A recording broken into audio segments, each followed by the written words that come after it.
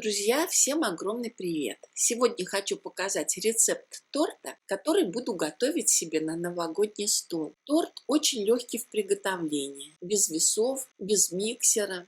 Торт готовится без сливочного масла, которое сейчас очень дорогое. Коржи у торта не требуют пропитки, они и без пропитки получаются достаточно влажными. Ну и самое главное, торт получается при всем при этом просто невероятно вкусным. Нам понадобится всего одно яйцо. К яйцу добавляем щепотку соли, сахар. И все это нужно очень хорошо перемешать. Перемешиваем без миксера, всего лишь с помощью венчика. Перемешиваем до тех пор, пока смесь не побелеет. Делается это все очень-очень легко. В смесь добавляем растительное масло, добавляем стакан кефира, чайную ложку соды. Сода погасится кефиром. Все хорошо перемешаем. Видно, что смесь стала пушистая, пузырчатая. Эта сода заработала в кефире. Частями добавляем муку. Всего нам понадобится стакан муки, поэтому добавить в смесь его можно за 2 приема. Все хорошо перемешиваем. Стараемся, чтобы тесто получилось без комочков.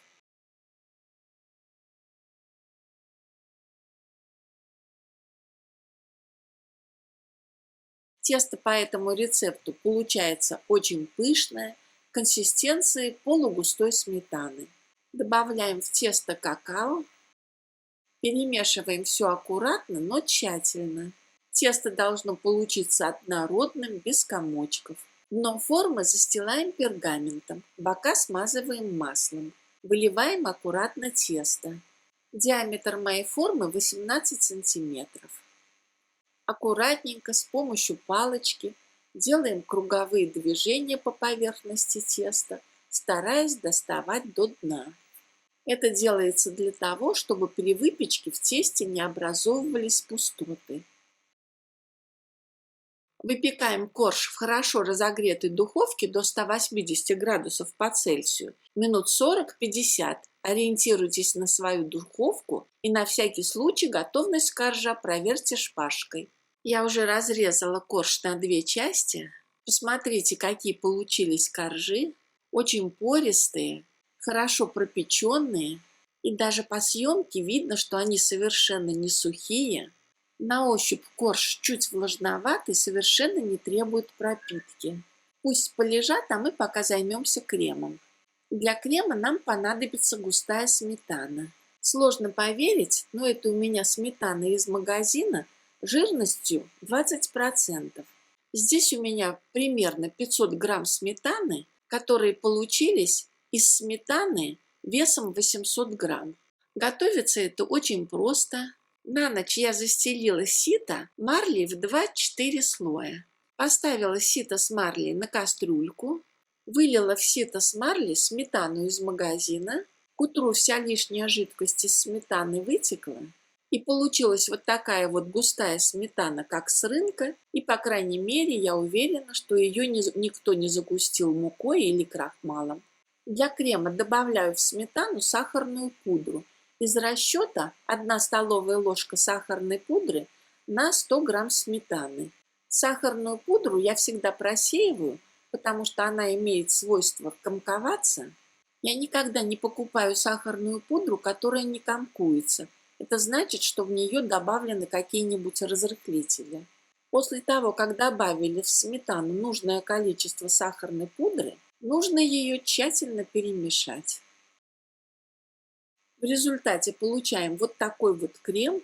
Больше сюда ничего добавлять не нужно. Но кто любит, может добавить сюда немножко ванили. Этим кремом даже можно украшать торт. Он очень хорошо держит форму.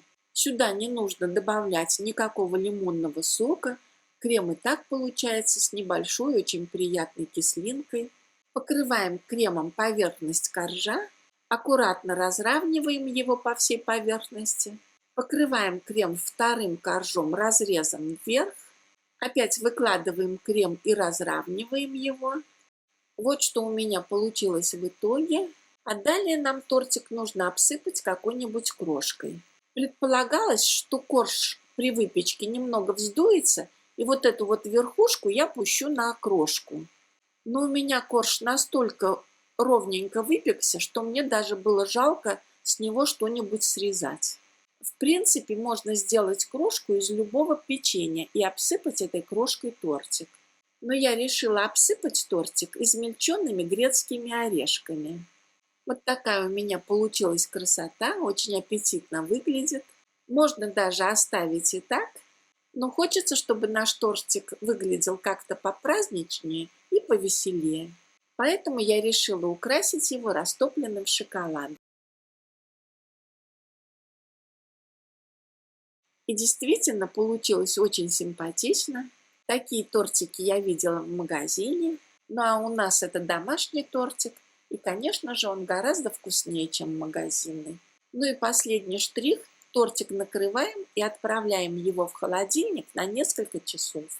Так получилось, что тортик простоял у меня в холодильнике сутки, прежде чем мы решили попить с ним чайку. Ну и, конечно же, он за это время хорошо пропитался. Обратите внимание, что крем из такой сметаны совершенно не потек.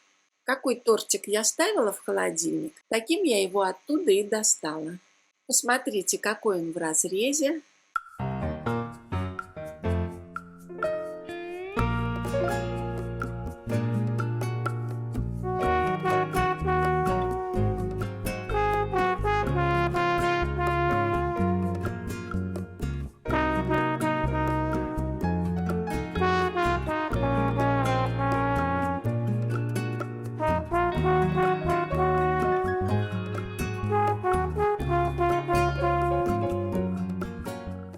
И на вкус торт оказался, ну, просто очень вкусный.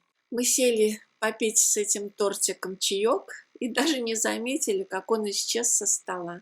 Я считаю, что этот торт вполне достоин новогоднего стола, и буду его обязательно готовить на Новый год.